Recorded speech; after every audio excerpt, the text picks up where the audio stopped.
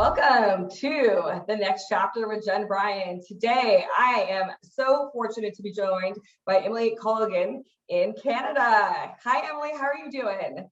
I am awesome. How are you doing? I'm fantastic. I am so excited to have you on the show today for the next chapter with Jen Bryan. Can you please tell the viewers a little bit about yourself? Yeah, honestly, I'm so excited to be here, and just the fact that you're offering this and talking more about it, about mental health. And so I'm actually a hypnotherapist and coach, and I specialize in helping people heal from those wounds from childhood that keep them in toxic relationships. So things like codependency, narcissistic abuse.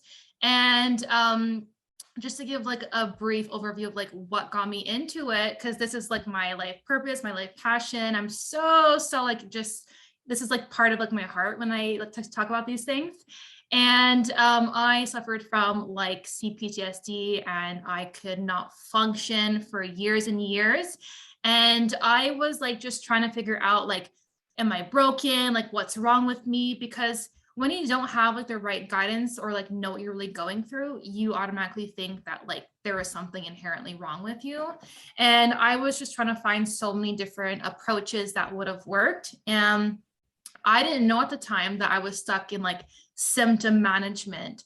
So I was trying all these EFT, or watching so many videos, getting more knowledge, not realizing that trauma is in the body. It's in your subconscious. So if you're not doing any work on that level, everything that you're doing consciously is just coping. It doesn't create any permanent shifts. And I started to research more things that take into account working with that. And honestly, just going through that myself and going through a huge breakthrough my own healing, and then being able to offer that to others. And because I've been through myself, I know what it is to be in tremendous amount of pain and suffering, just to have those tools to then help others take what they've been through and turn it into something beautiful is honestly the biggest gift. And I'm just I'm so grateful to be able to do this. And just to make people feel less alone in the process, because I know how alone that can feel.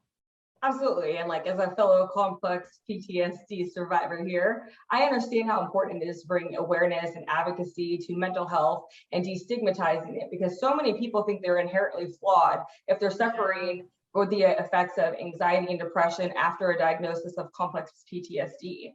So for the viewers out there that don't know what complex PTSD is, could you give them an overview from your point of view? Mm-hmm. Yeah. So, I mean, trauma is not always these big events. It could literally be anything that overwhelms your system, that you're left feeling helpless and you can't cope with it. So basically that response gets locked in your body at the time of when it happened. And CPTSD is more things that consistently happen that put you in a state of overwhelm. So this can look from childhood. So childhood trauma from neglect or abuse. And then let's say in your adulthood, if you're married or in a relationship to a narcissist and it's ongoing emotional abuse or physical abuse in some cases, things like that really affect how your nervous system is functioning, where you're stuck living in survival. And it actually affects your neuroception. So basically you're seeing danger wherever you go. And you get so stuck there that your body doesn't feel safe anymore. So really the whole process of moving out of that is healing all those emotions, all those responses that are stuck in time, and creating all these symptoms, right? If we have anxiety, if we have depression, if we have eating disorders, all these things that are external that we can label, they are just symptoms of a deeper rooted issue that comes from these earlier traumas. And so I believe in really getting at the root of it, not just, okay, if you have eating problem, just remove junk food from your house or just stop eating, all these logical processes, but that's never going to change something. And I just have so many people come to me and be I don't get it. I've tried everything. I've been at this for so many years, but literally nothing has changed, which it makes sense because they're never addressing the real issue. And, you know, like I said, trauma is not always these big things. And sometimes, like, if we've been emotionally neglected, it flies underneath the radar. Like, we don't realize that it has happened until we start to see how it affects our relationships. You know, when we have social anxiety, these things that come up, because it all stems to that. So it's like almost like invisible to the eye, but it comes out through how we relate to others and just how we are like in our body. Absolutely. And till 5.5 years ago, I was in complete denial of complex trauma and that I had it and I couldn't do mind over matter.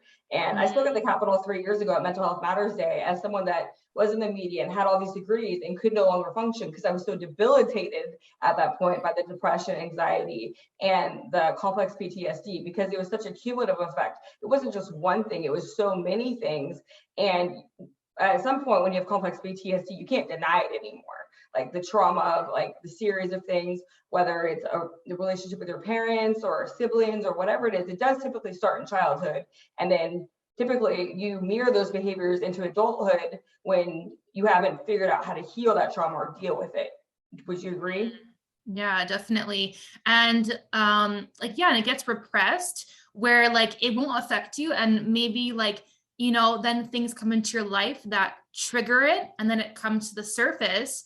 And, you know, like a lot of us tend to dismiss it instead of actually realizing that there is like a bigger problem there. And so the more like we suppress and suppress, we just stay stuck in this traumatized state.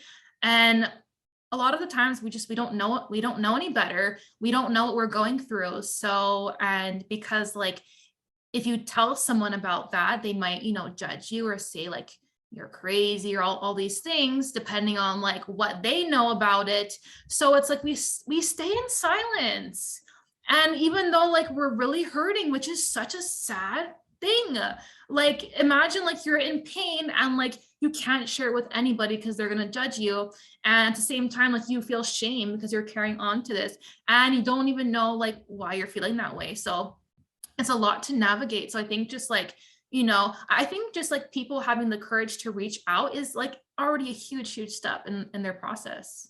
I think a lot of times also we try to shove things down. I know for myself this past week, you know, survival mode kicks on. So I don't allow myself to feel those emotions because I can't cope with the moment. And I just kind of keep trying to put it off, even though I know I'm going to have to deal with it at some point.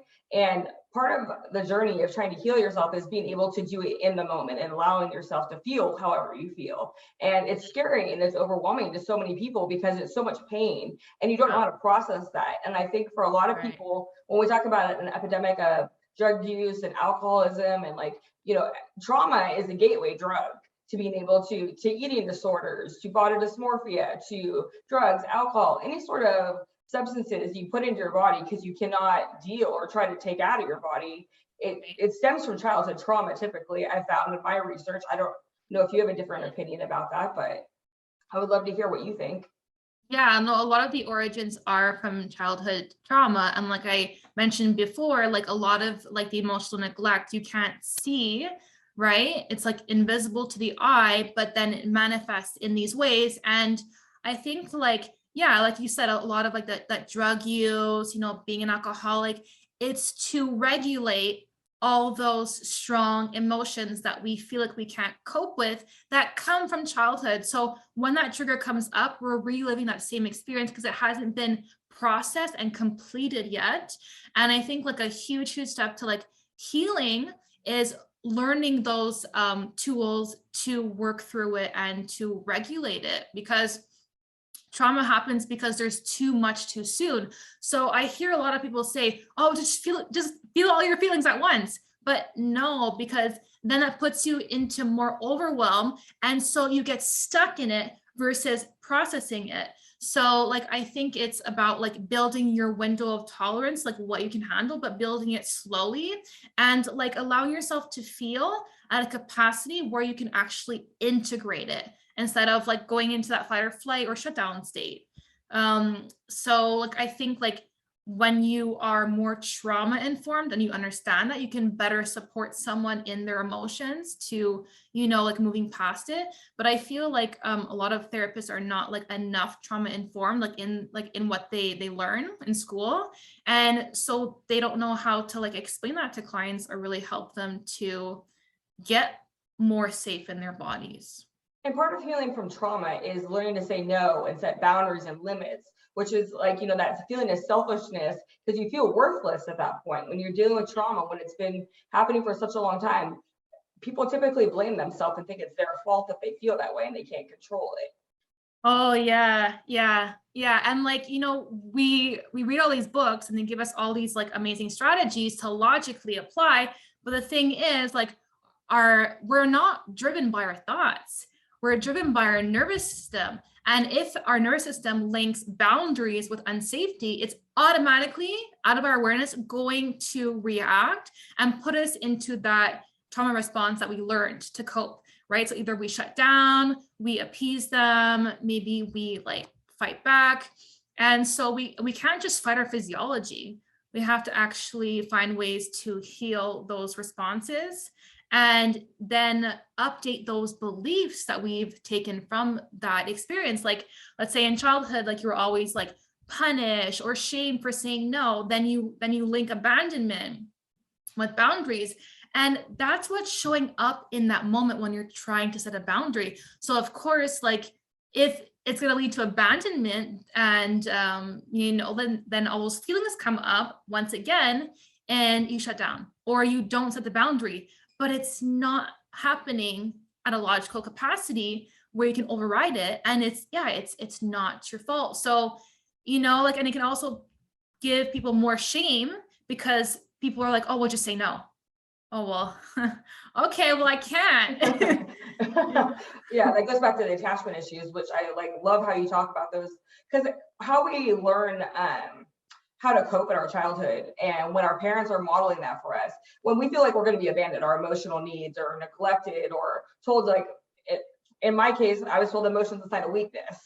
So suck it up, just like shove it down. And so when I have to deal with feelings now, I'm like, oh God, like I don't want to be girly. Like, it's so hard and such a struggle to cope even to this day because of the hardwiring. It's basically, I feel like brainwashing. Like as a child, like this is a tape that plays in your mind. It's invisible and you're just reacting to the world and the stimulus. But when it's been so ingrained and reaffirmed over and over again by the people that are supposed to love you the most, I feel like it mirrors then in your adult relationships very similar. And you continue to attract the same sort of dynamic until you heal yourself. Yeah, it becomes like your default setting. And like, think about it, like your brain gets programmed like in childhood where you absorb everything and it's part of your subconscious mind, right? And that's what drives 95% of your behavior. Only 5% comes from your conscious mind. So even though you know better or you want to do better, that part of you just comes in and overrides those intentions you have. So it's like when you heal, you get both of those parts of your brain in alignment where you can actually do those things. And there's no like trying to like force your way into it. It becomes your new default mode. So you're reprogramming what you learned. And that's so great because like you can change your brain. It's not stuck a certain way. And because if you learned it, it's not like who you are as a person and you can unlearn it and your brain can then absorb new things. But it also takes repetition to create those new neurons that wire it together enough where that's just how you end up showing up in that response in boundaries and relationships and social settings, all those things. So you specialize in RTT therapy, correct? Yeah. So how does that help reprogram the brain and heal trauma? Because I have not heard about it before in the format that you deliver it. Yeah, no, so I did a lot of research myself, like trying to figure out, okay, what really works. And so RTT, it combines, like, it's not just one type of therapy. It combines psychotherapy, hypnotherapy, NLP, CBT. So it's like a mixture of stuff that really help get to the root cause of why you're feeling anxious, of why you're depressed, of why you're doing this and that. So it's not like just focusing on, oh, let's manage your symptoms. And it's giving you a permanent solution and understanding of like, oh, wow, that's why I do that. And then from there, you can heal that experience and you can attach a new belief to it. So you're reframing that experience. So because we can't change the past, it is what it is, but we can change how we relate to it. Right? So let's say like when you're young, you personalize everything. Your brain doesn't have the capacity to like logically understand that, okay, you know, like mom is unstable. That's why she's acting like this. It's just like, oh, well, mom's not loving me. So it must mean that I'm unworthy. And yeah, these beliefs, they get wired into us. And so like with RTT, you can rewire those beliefs and like implant in new ones. But because it's going deep enough at the root of like when it first got created, of when you like acquire that, it helps to actually like resolve it for good. So like when I work with a lot of people in toxic relationships and they're like, I don't understand. I'm always attracting the same kinds of people. I've done all this work on myself. Yes, you probably have. And I never discredit that, but you probably haven't gone deep enough into your subconscious mind and done that kind of work where it actually resolves that wound at the level of where it originates at. So it can actually liberate you from it and change it, not just change it like at a thought level or a belief level, but a feeling, embodied level. Because I think like that's what needs to happen. You need to feel differently, to choose things, to act differently. So that's how RTT goes deep enough where a lot of modalities I think fall short. And it gives people the ability to then work through their issues a lot quicker than if they just spent years trying to talk about it or watch another video, because those things, they don't help, they don't fix it.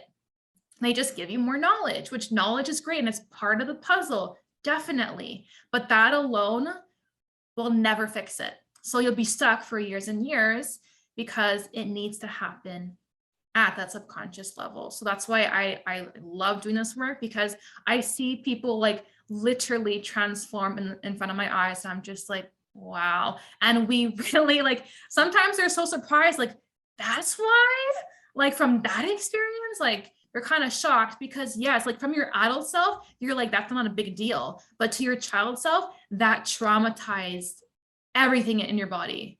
And it was holding on to that. And it's kind of like going back. A lot of the process is going back to reparent that part of you that's frozen in time and giving that younger part what it needed to move past it and to let go of those beliefs and those emotions. Because like, yeah, we grow up, but those younger parts of us are still living inside of us. And anytime something is similar in our external, it activates us. And that part of us is now showing up, not our adult selves. So that's why that part comes in and chooses your romantic partners for you, because it's like, oh, I know that. That's familiar. Let's go over there, even though it's unhealthy. Like, and you know the red flags, you know what to look out for. But because that part of you is still active and unhealed and looking to be healed, and it's doing this through others as if it's your own parent, then it just gets stuck. So I find like RTT is very powerful in helping you just release that and actually choose your life going forward and create what you want. I totally agree. I was thinking about when you were talking about that, like about reparenting, and I've had to work on that the last several years, like being able to give the inner child that voice that didn't have it as a child, and being able to deal with those feelings that came up, and like being able to, overcome those fears and like validate that existence that did happen, that never got that validation as a child. And people kind of think you're crazy, or like you have to go back and talk to your inner child, but it's something very freeing. Yeah, I know. It sounds so weird, but really like your inner child, it's just like your emotional brain, right? It's just like where all like your needs, your emotions are like suppressed from childhood. And that's like all like your programming. So it's not like, oh, I have like this like younger part of me just like chilling in my body somewhere, popping up. It's just like, it's a part, imagine, but it's just a part of like your brain that gets activated out of protection, really, because it's like, oh, like this hurt me in the past. Let me go, let me search for like what helped me cope back then. Oh, okay, I have to people please in this moment, so let's go do that. But like, you're not consciously choosing this. It's just happening because if that part is not healed, it still thinks it's in that situation. So it's going to respond the same way, of course, right? Absolutely. So when you complete those experiences and you make it a health, like you make it a safer environment, then you're able to actually, oh, I don't need those coping mechanisms anymore. Your body learns, oh, okay, that is done now. And now I can actually choose differently. Do you feel like unhealed trauma leads to the self-destructive behaviors? Because I found for myself, the more I healed and dealt with the childhood trauma, that I'm less inclined to be self-destructive, because you're identifying those needs and being able to go back and meet the needs of the inner child, and you want to choose differently. When you're reprogramming yourself, those behaviors tend to decrease, have you found? I'm just talking about myself personally, so I'd love to hear your input. Yeah, and definitely they can decrease. Like I've done it myself, and like, you know, like I said, I was so debilitated with like my own trauma that like, you know, I was anxious constantly. Like I would have panic attacks like 15, 20 times a day. And so I think just being able to do that consistently, but not at a conscious level, like really doing this, healing those parts of ourselves somatically, that's what creates that inner change. And yeah, definitely, like when you're self-destructive, it's not because you want to, it's because those coping mechanisms are what you know, right? Like let's say like when you were young, like the way you learned how to cope was just through like binging on food. So you're self-destructive on that, but not because like you're purposely wanting to hurt yourself. You're actually, your brain is so wired to avoid pain that it will do it in the easiest, fastest way possible. So it might look on the outside like it's self-destructive, but your behavior always has a purpose, and that purpose is to avoid some type of unconscious pain. And that's why our behaviors are extreme, right? Like extreme behaviors come from extreme internal pain. And I think it's a need to self-soothe. You're trying to self-soothe in the moment and to calm the pain down, like calm ourselves down. And so much of the struggle with that is having to figure out how to deal with those triggers and not resort to those behaviors in those moments, and recognizing that you're triggered. Mm-hmm. Exactly. Like it's a process, but I think once you deal with the root cause and like heal those wounds, those emotions are not so overpowering anymore. So when you do get triggered, you realize like, okay, like, yeah, this still triggers me, but the intensity is like so much less that now in this moment, I can actually calm myself down and I can use my logical mind, get it back online and choose what I want to do in this moment. Whereas if you're just still living from those unresolved wounds, it's going to feel impossible to make a different choice. Like you're being hijacked by it. So that's why like I think like once you like heal those wounds, like it gives you back choice. Absolutely. And what was a turning point for you personally, like to be able to get on this road to healing and then be able to help others? The next chapter with Jen Bryan's about giving the pain a purpose. Like, what was your turning point that made you be able to go down this road? Yeah. So, like I had a breaking point and like I had a total like mental breakdown. Like the way like I learned how to cope with everything was through overachieving. And so I would always hit like extreme burnouts. But there was like this one point in my life where it was like the worst burnout ever. I could not function on any level. I broke down and I checked myself in at the hospital because I was like, I can't go to work. I can't do anything right now. And when they assessed me, you know, they labeled me with all these disorder, like mental illnesses, said that I needed to be on medication for the rest of my life, said that this is just who I am, and that like I would just have to like learn like coping strategies to like not be so self-destructive or like try and somewhat manage like my anxiety levels. And I was just like, what? Like, no, like, that's so unfair to tell me that, in a sense where like I'm hopeless to this whole situation. That wasn't even my fault. Like, the only reason why like I'm acting that way is because of what happened to me. And I didn't choose my family. I didn't choose that for myself. So it's not who I am. That's not my true nature. And like I was just so like, I didn't want to believe that that was the truth of my situation. I was like, no, like there has to be another way. And so I like went on like this whole like like reading every book I could, taking courses, certifications here and there, and just like really immersing myself in whatever I could. And that's when I started to learn more about like a different way of healing, like a more holistic approach, working with the body, working with reprogramming the subconscious mind. And yeah, like I was just so committed to, no, I'm going to find a solution, because there's no way in hell I'm going to let others go through, like feel this way too. Right. So it's like finding myself a solution at the same time, wanting to like help others through that and telling them that like, you're not stuck, you're not broken, there's nothing wrong with you, like you can heal from this. And that just like motivated me so much to like just try everything, until I got to a point where I was just like, well, obviously like I always have things to learn about.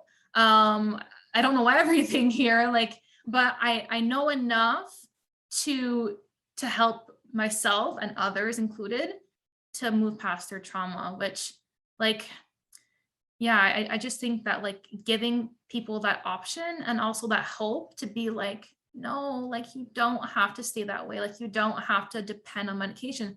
Depends the situation there, depends like your diagnosis, but like it's not going to be like they don't have to stay attached to that.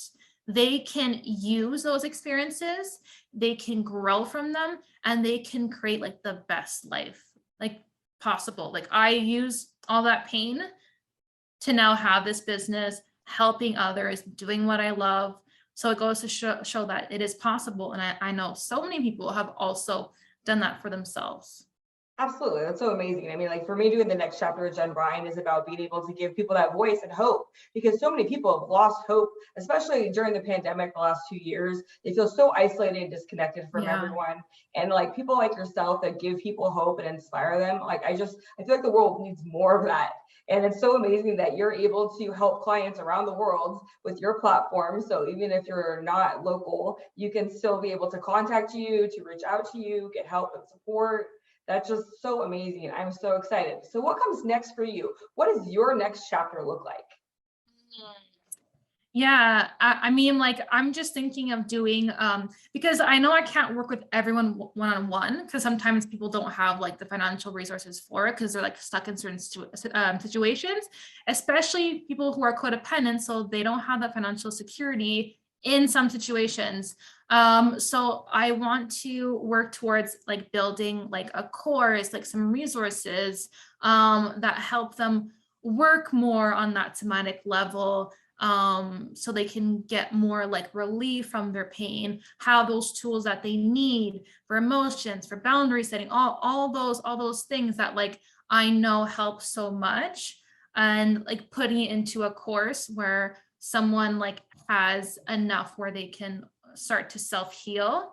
And like I'm trying to also like find time to create a YouTube channel, because like I do post a lot of my content on Facebook, but I would love to like, switch that and go on YouTube to just reach like a broader audience with it. And like, I love creating those videos because I'm just like, okay, like how can I take this and make it where people can understand it, resonate with it, and have tools to take away on how to actually apply it for themselves. Because like I think that's like the biggest thing. Like, okay, great, I know this, but like how do I do it? How do I fix it?